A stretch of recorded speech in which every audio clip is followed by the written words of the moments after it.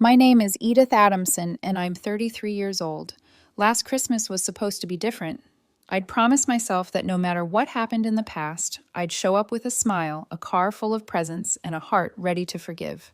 I'd spent weeks planning everything, wrapping gifts, preparing a playlist, baking cookies the way Mom used to when we were kids.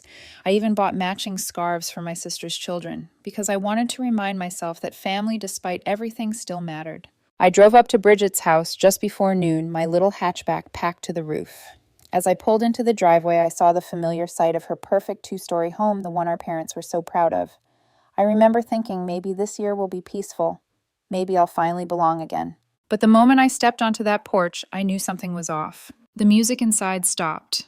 Through the window, I caught glimpses of people glancing toward the door, whispering. My heart sank, but I kept my smile ready. When the door finally opened, it was Bridget dressed to perfection in her holiday red sweater. Edith, she said flatly, her tone colder than the December air. Merry Christmas, I replied, holding up two gift bags so full they cut into my palms. I brought presents for everyone. Her husband, Evan, appeared behind her expression tight and uncertain. He started to say something, but Bridget shifted slightly, blocking him. Maybe you shouldn't have, she said. You really shouldn't have come. For a second, I thought she was joking, but her face didn't move. What do you mean? I asked softly. She crossed her arms, leaning on the doorframe like she owned the entire holiday. You've made it pretty clear you're too busy for us now. You've got your shiny new apartment, your new life, and apparently no time for family. Behind her, I saw Mom pretending to tidy the kitchen counter and Dad lingering near the hallway. Neither of them looked at me. My throat went dry. Bridget, what are you talking about? I bought that apartment with my own money. After years of... Exactly, she cut me off sharply. You're only thinking about yourself now. You used to help when we needed it. You used to care. But now you're selfish, Edith. That's not what family does. Something in me cracked right then. I turned to Mom for support, but she just busied herself with the coffee pot. Dad kept staring at the wall as if he hadn't heard a thing. I felt like I was 13 again, frozen out of the warmth, blamed for wanting to breathe. After everything I've done for you, I said quietly, the words trembling. I've helped you pay your mortgage when you almost lost this place. I covered your daycare bills. I even lent you money for Evan's car when you said you couldn't afford it. That was years ago, she snapped. We're talking about now, and right now you're not part of this family's circle anymore. My jaw tightened, because I bought myself a home, because I stopped being your wallet. The silence that followed was deafening. Even the kids had stopped playing. Bridget just stared at me, chin high, smug and sure. Enjoy your apartment, Edith, but don't expect to enjoy Christmas here. Something inside me went still. I dropped the gift bags on the porch, the sound echoing like a final note in a sad song. Fine, I said quietly. Enjoy your perfect family. Don't expect to hear from me again. And with that, I turned and walked away. No yelling, no tears. Just a hollow calm that came from being done. As I walked back to my car, I could feel their eyes on me through the frosted windows. Not one of them came after me. By the time I started the engine, my hands were shaking. The radio was still playing the same Christmas song from earlier. Something upbeat and cheerful, like it was mocking me. The gift bags sat untouched in the back seat, their ribbons catching the pale sunlight. I stared at them for a moment before whispering to myself, "You tried." The drive home was quiet, except for the hum of the tires on wet asphalt. I should have cried. I should have screamed. But instead, I felt empty, like all the noise inside me had finally stopped. When I reached my apartment, I didn't even turn on the lights. I just sat on the couch, coat still on, staring at the tree I'd decorated alone. Beneath it were a few wrapped boxes meant for them, Mom's favorite perfume, Dad's fishing gear, a necklace I thought Bridget would love. They looked ridiculous now, like decorations from a life that didn't belong to me anymore. I opened a bottle of wine and took a long sip. The bitterness burned my throat, but at least it was honest. I kept thinking about how easily they'd discarded me. Years of support, sacrifice, understanding, and all it took was one act of independence for them to turn their backs. I whispered to the quiet room I wasn't selfish, I was just tired. By midnight, the city was silent outside my window. Somewhere fireworks were going off, faint and distant. I leaned my head back and let the tears finally come. Not loud, not messy, just quiet streams that carried years of exhaustion. For the first time in forever, I realized I didn't have to answer anyone's expectations anymore. I didn't have to be the reliable daughter, the financial safety net, the emotional punching bag. I could simply be Edith. I fell asleep on the couch with the tree lights still flickering. 2 days later, when my phone buzzed with a message from Mom, "We need to talk. Please meet us." I stared at it for a long time. My first instinct was to delete it, to let silence be my answer. But then, a small, foolish part of me still wanted to understand why. So I decided to meet them. As I got ready that morning, brushing my hair in front of the mirror, I caught my reflection and noticed something strange. I didn't look angry anymore. I looked steady. And deep down, I knew something had changed that Christmas. They thought they'd exiled me. But what they really did was set me free. The diner they picked was the same one we'd gone to for every family talk over the years. A neutral ground, Mom always called it, like picking a booth and ordering coffee, somehow made betrayal taste softer. I arrived 20 minutes late on purpose. If they wanted to see me so badly, they could wait. When I pushed open the glass door, the smell of burnt toast and cheap coffee hit me like nostalgia and nausea combined. Mom was already sitting in her usual spot near the window, stirring her cup, even though it was already cold. Dad sat across from her, pretending to scroll through his phone. Neither of them looked up right away. I slid into the booth, keeping my coat on. So I said flatly, "What's this about?" Mom's voice was soft, the same tone she used when I was a kid, and she'd try to explain why Bridget always got the nicer things. We didn't mean for things to get so out of hand. She began, eyes darting between me and her mug. "Your sister was just emotional. It's Christmas, Edith. You know how she gets." I let out a dry laugh. "Emotional. She kicked me off her porch, Mom. She called me selfish." You both stood there and said nothing. Dad sighed heavily, rubbing his temples as if this conversation was a burden he hadn't asked for. "We didn't agree with everything Bridget said," he muttered. "But you let her say it," I snapped. "You didn't stop her. You didn't defend me. You just watched." That shut them both up for a moment. The only sound was the faint hum of the neon sign outside, flickering against the window. Finally, Mom sighed. "It's not that simple." "It's always not that simple," I shot back. "But I'm pretty sure watching your daughter get humiliated on Christmas qualifies as simple enough to say something." Mom's hands trembled slightly as she lifted her cup again. "You've changed, Edith," she said quietly. "Ever since you bought that apartment, it's like your priorities shifted. You used to be generous. You used to be part of us." I blinked, stunned. "Part of you? You mean when I was paying Bridget's bills?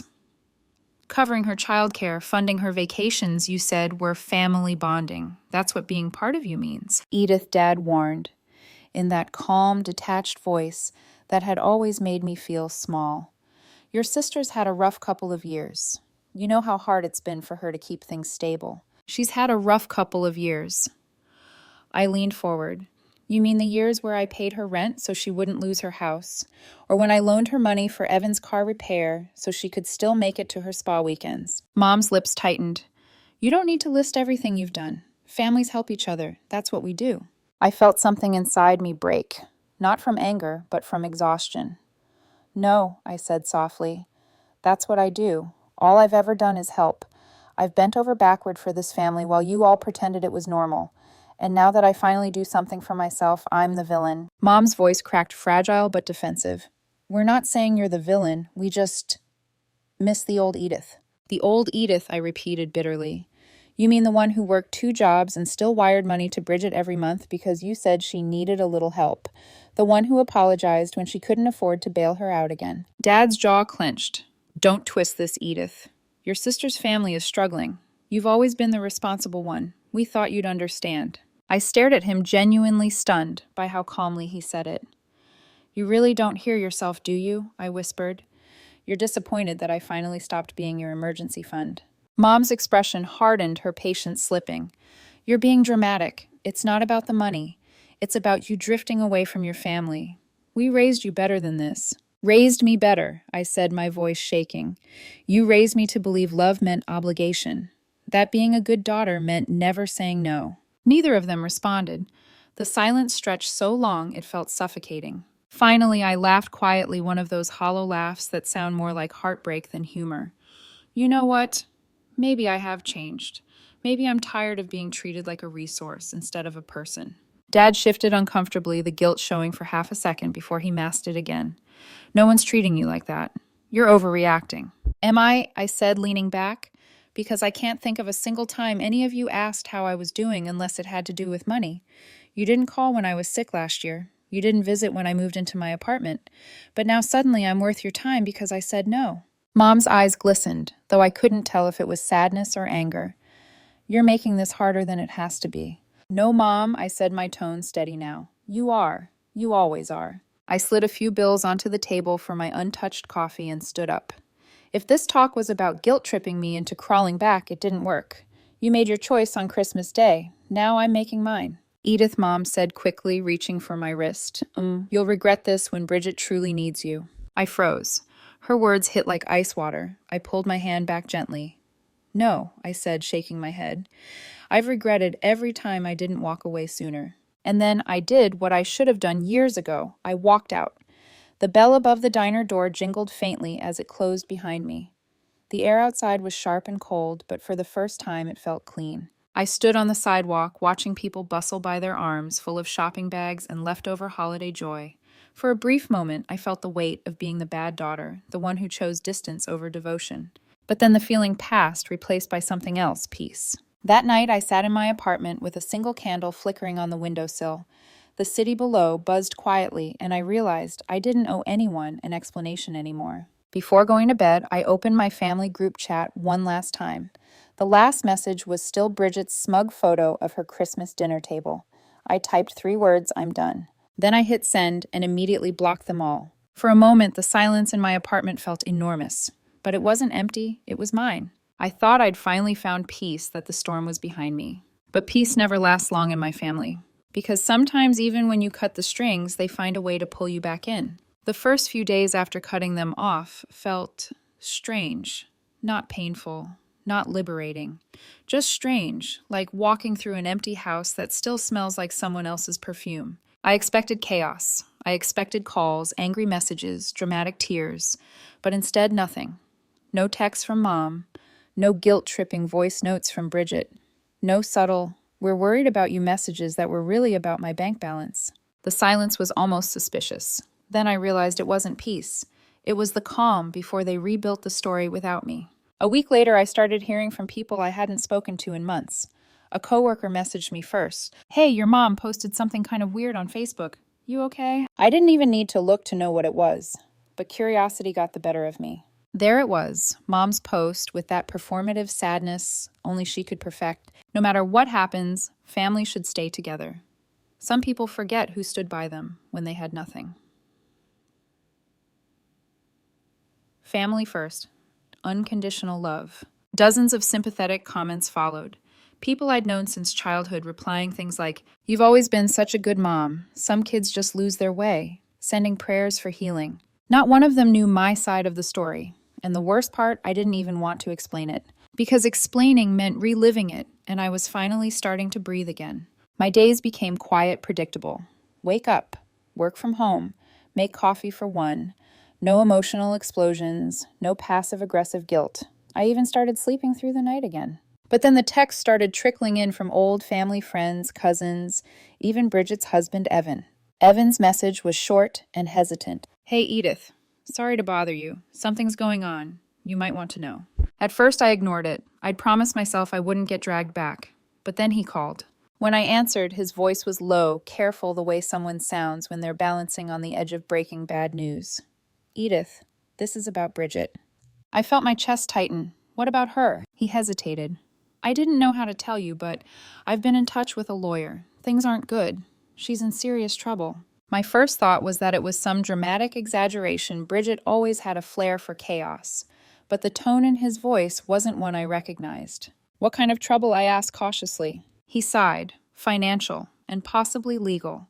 There's talk that she's been buying and reselling things under false invoices.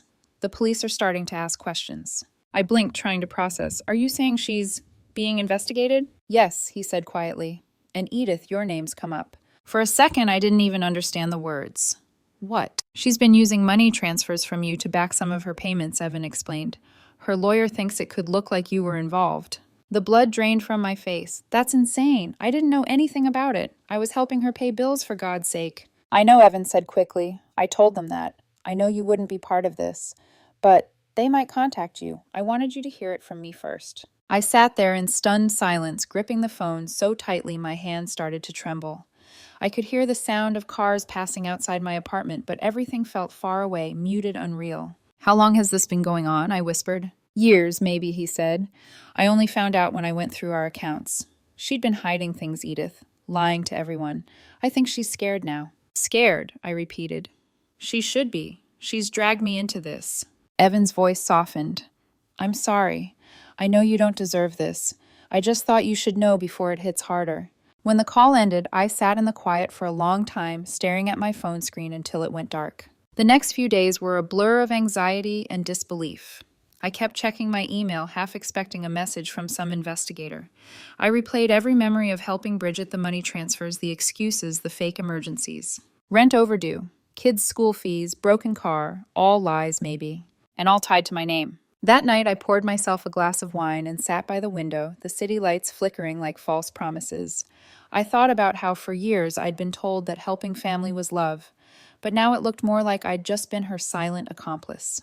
A few days later, a letter arrived in my mailbox. Official stationery, legal header. My stomach twisted. It wasn't a summons, not yet, just a notice. A lawyer representing Evan and the children was conducting a private review. They wanted to ensure I was aware of potential financial implications related to Bridget's activities. At the bottom of the letter, one line stood out. We understand you may have provided financial assistance without full knowledge of its use. You are considered a non-culpable contributor. Non-culpable, innocent on paper, but still dragged through the mud. I crumpled the letter in my fist and sank into my couch, shaking. I didn't sleep that night. My thoughts were loud, vicious, accusing. How many times had I bailed her out thinking I was doing the right thing? How many times had Mom said, "You're such a good sister," Edith, when really I was just keeping their illusions alive? It wasn't generosity. It was manipulation dressed as love, and I'd fallen for it every single time. 2 days later, my phone buzzed again. It was Evan. Can we meet? He asked. There was a pause before he added, It's about the evidence. Something in his tone made me agree before I could talk myself out of it. We met at a small cafe near my apartment, the kind where nobody cares if you stay for hours. He looked exhausted. There were dark circles under his eyes and guilt hanging over every word. I have copies of the documents, he said, sliding a folder across the table. Bank statements, text screenshots, everything. I opened it, my hands trembling. There they were, my transfers lined up neatly with timestamps. And right beside them, Bridget's transactions with fake suppliers, shell accounts, forged invoices. She'd used my money to fund her crimes. I didn't know, I whispered. God, I didn't know. I believe you, he said quietly. But the truth is, that won't stop the investigation. I looked up at him, my eyes burning. You think she'd do this to me? He hesitated. I think Bridget's capable of more than either of us realized. Outside, the rain began to fall, soft, cold, cleansing. For the first time, I didn't feel like a victim. I felt angry enough to stop protecting her. That night, as I locked my door and shut the blinds, I realized the truth. Family wasn't just something that betrayed you once. It was something that tested you over and over until you decided who you really were without them. And I was done being their savior. Because sometimes walking away isn't selfish, it's survival. It was early morning when I heard the pounding on my door. Not a knock, a pounding frantic and heavy enough to rattle the hinges. For a moment, I froze coffee mug halfway to my lips. My first thought was, it's the police. But when I peered through the peephole, my stomach dropped. Bridget. She looked nothing like the woman who had sneered at me on Christmas morning. Her hair was disheveled, eyes, red and puffy face, pale under the hallway light. I hesitated before unlocking the door. Edith, please, she said as soon as I opened it. I need to talk. I crossed my arms, keeping the door half closed. You've got a lot of nerve showing up here. She swallowed hard. I know I do. But you don't understand what's happening. Everything's falling apart. I let out a humorless laugh. You mean the investigation? Yeah, I heard. Hard to miss when your name gets dragged into it. Her face twisted. That's not fair. Fair, I cut her off. You used my money, Bridget. You forged fake payments. You tied me to your mess. And now you show up here because what Evan's gone. The cops are circling. Her lip trembled, but there was still defiance in her eyes. I didn't mean for any of this to happen. I opened the door wider and stepped aside. Then come in. Explain to me how theft, fraud, and betrayal just happened. She stepped in cautiously like a trespasser in my home. The air between us felt electric tight. She stood in the middle of my living room, wringing her hands. For a second, I saw the sister I grew up with, the one who used to braid my hair before school, who'd sneak cookies into my lunchbox. Then the image flickered away, replaced by the woman who'd called me selfish and exiled me on Christmas morning. Bridget took a deep breath. I was desperate, Edith. You think I wanted to get mixed up in this? Evan lost his job last year. The kids needed things. I was drowning. And instead of asking for real help, I said sharply, "You started buying stolen goods and selling them online. I thought I could fix it before it got out of hand," she cried. At first it was small returns, inventory flips, just side cash. But then it grew. People started paying more. I couldn't keep up. You mean you couldn't stop? I said quietly. You love the money, the attention, the feeling of control. Her silence was the confirmation. I turned away, pacing toward the window. Dawn light was just breaking through the blinds, painting thin gold lines across the floor. My chest felt heavy. You always find a way to make chaos sound like a noble cause. She sniffled. I didn't tell you because I knew you'd judge me. No, you didn't tell me because you knew I'd stop you. The words hung between us like a slap. For a moment she looked like she might crumble, but then, just like always, she rebuilt her defenses. I came here because I need your help, she said finally. They're looking into the transactions. If you just tell them you knew where the money went, it'll look consistent. It'll make things easier. I turned around slowly. You want me to lie for you? I want you to protect your sister, she shot back, voice cracking. Edith, please. You know I'm not a criminal at heart. I just made mistakes. My throat went dry. You made a choice, Bridget. Multiple choices. And now you're asking me to risk everything for you again. Haven't I done enough? Her hands clenched. You're really going to let me go to jail? I stared at her. You already put me halfway there. For the first time, she had no comeback. She sank into the couch, trembling, whispering almost to herself, I didn't think it would end like this. You never do, I said softly. That's your pattern. You think someone will always clean it up. Mom, Dad, me. She looked up, tears finally spilling down her face. You don't understand what it's like, Edith. You don't have a husband and kids depending on you. You don't know that kind of pressure. Don't turn motherhood into an excuse for manipulation, I said sharply. You had help. You had choices. You just refused to take responsibility for any of them. She stood abruptly, eyes flashing. You think you're better than me because you have your little apartment and your freedom, because you finally stopped being the family savior. You're alone, Edith. You'll always be alone. The words stung, but not the way she meant them to. Once that accusation would have broken me. Now it just sounded desperate. I took a slow breath and said, maybe being alone is better than living surrounded by lies. Her face softened, her voice small now. I just wanted someone to understand. I do understand, I said quietly. I just don't excuse it anymore. She turned away, wiping her face with trembling hands. Then I guess there's nothing left to say. No, I murmured, there isn't. She hesitated at the door, her silhouette outlined by the pale morning light.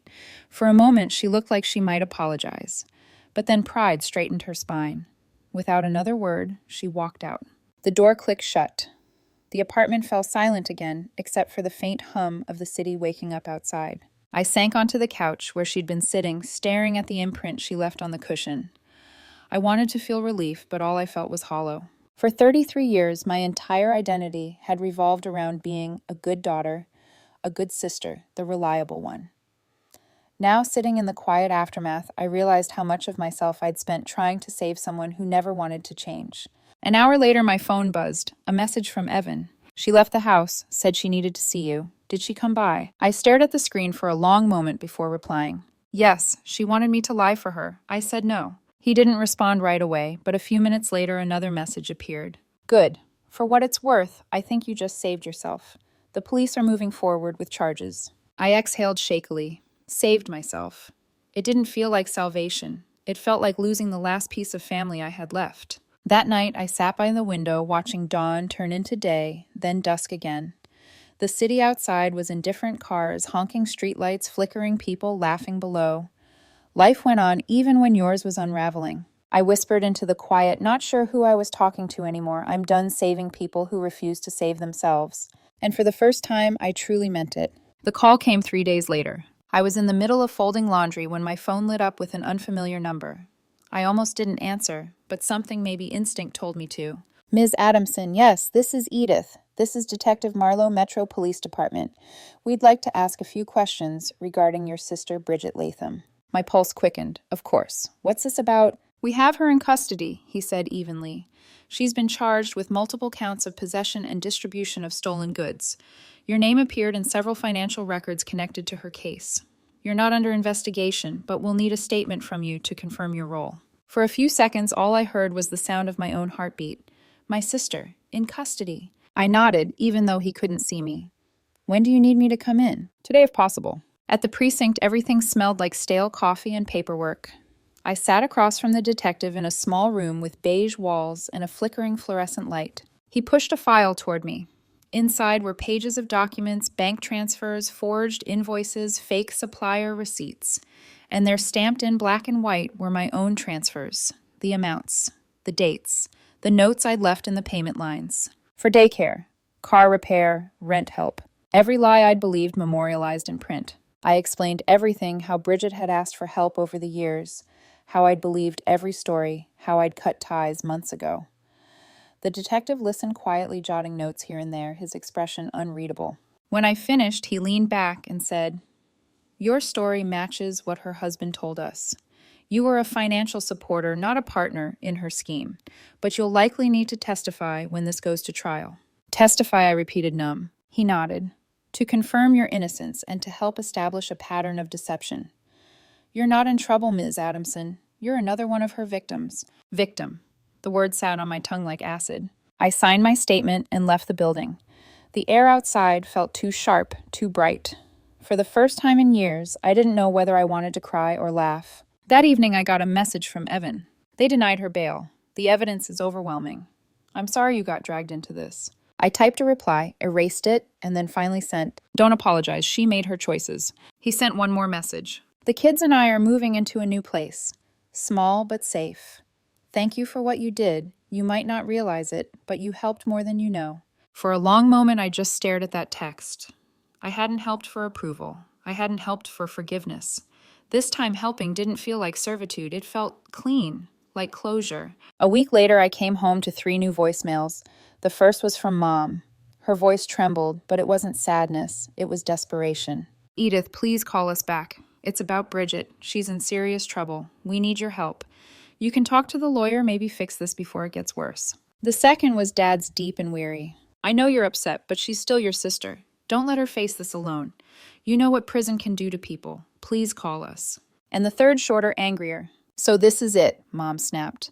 "You're really going to let her rot while you do nothing? Family doesn't turn their back like this. You should be ashamed." I deleted all 3. No hesitation. For 33 years, I'd been their safety net, their fixer, their quiet scapegoat.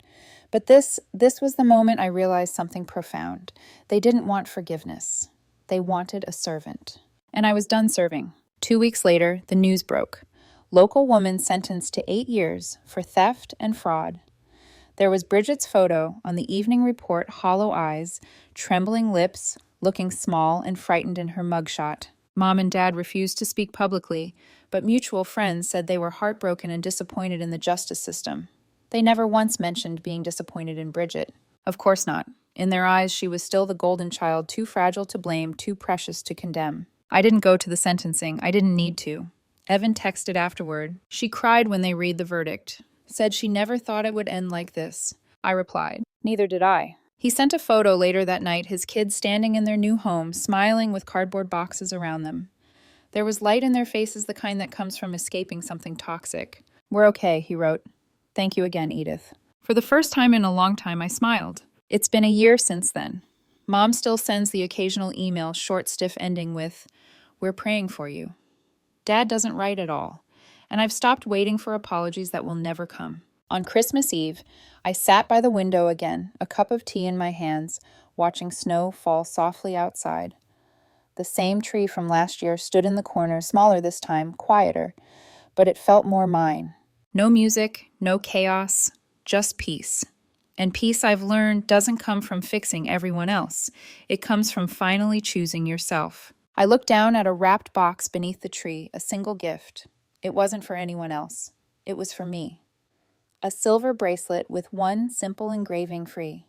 I smiled and whispered to the quiet room.